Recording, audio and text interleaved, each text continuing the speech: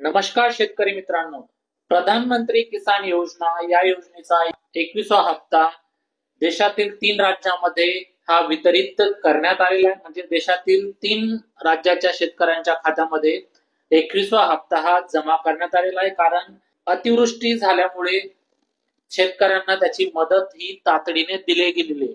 परंतु महाराष्ट्रामध्ये सुद्धा काय आहे, पावसाचं प्रमाण खूप जास्त प्रमाणामध्ये झालेलं आहे आणि यामध्ये शेतकऱ्यांचं खूप जास्त प्रमाणामध्ये हे नुकसान झालेलं आहे.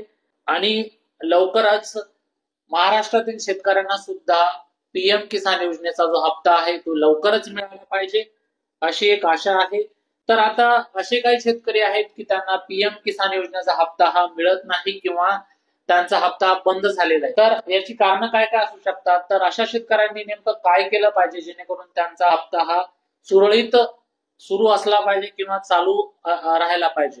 तर शेतकरी मित्रांनो, तुम्हाला अशी काही कामं करायची की जे तुम्हाला पीएम किसान योजनेचा हप्ता तुमच्या खात्यामध्ये जमा करायला भाग पडेल. तर सर्वात पहिले काय करायचंय शेतकरी मित्रांनो, की तुम्हाला ई केवायसी करायची आहे. जवळच्या कॉमन सर्व्हिस सेंटरवर तुम्हाला जायचं आहे आणि तुम्हाला ई केवायसी करायची आहे. अदरवाईज तुम्ही काय करू शकता, पीएम किसानच्या अधिकृत संकेतस्थळावरून आपले ई केवायसी हे त्वरित पूर्ण करू शकता.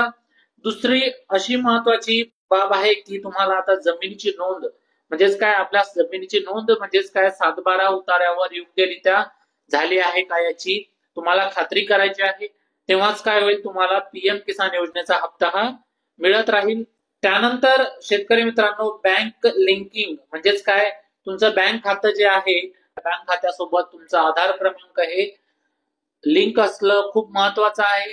जर लिंक नसेल तर हे लवकरात लवकर लिंक करून घ्या, जेणेकरून तुम्हाला पीएम किसान योजनेचा हप्ता जो आहे तो मिळत राहील.